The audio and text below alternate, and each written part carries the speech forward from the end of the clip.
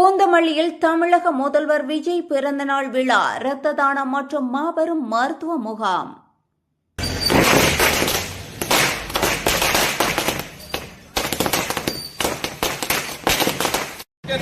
ஒரு சில நிகழ்ச்சி மட்டும்தான் மனசுக்கு ரொம்ப நெருக்கமா ஃபீல் பண்ணும். அதை நினைச்சாலே ரொம்ப சந்தோஷமா ஃபீல் பண்ணும். அப்படிப்பட்ட ஒரு நிகழ்ச்சி தான் இன்னைக்கு தொடங்கி வைக்கிற இந்த நிகழ்வு. உண்மையிலே மனசுக்கு ரொம்ப நெருக்கமான ஒண்ணு, சந்தோஷமான ஒண்ணு.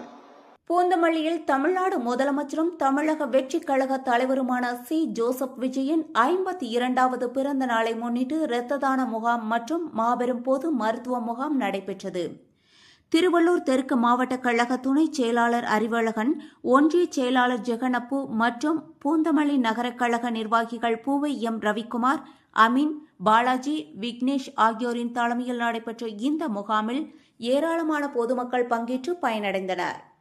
இந்நிகழ்ச்சிக்கான ஏற்பாடுகளை வழக்கறிஞர் லயன் ஜே. உதயகுமார் மற்றும் 20வது வார்டு நிர்வாகிகள் சபீர் ரஷீத், வசந்த், ஜனார்த்தனன், உசேன், சௌகத், ஜாவித், அப்பாஸ் மற்றும் மாவட்ட ஒன்றிய நகர வார்டு நிர்வாகிகள் மற்றும் மகளிர் அணி நிர்வாகிகள் கலந்து கொண்டு சிறப்பித்தனர்.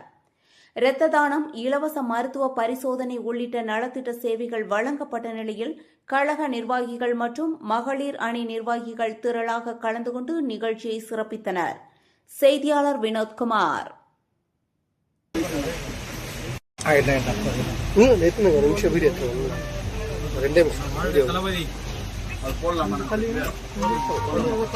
வாழ்க தளபதி,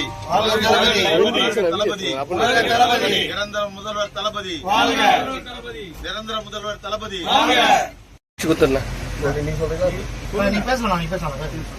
தளபதி பிறந்த நாளை ஒட்டி இன்று ஜூன் 20ஆம் தேதி அன்று இரத்த தான முகாமில் ஈ. வினோத் என்கிற முன்னாள் ராணுவ வீரராகிய நான் தளபதி பிறந்தநாளை ஒட்டி இன்றைய தினம் சிறப்பாக இரத்த தான முகாம் நடைபெற்று வருகிறது.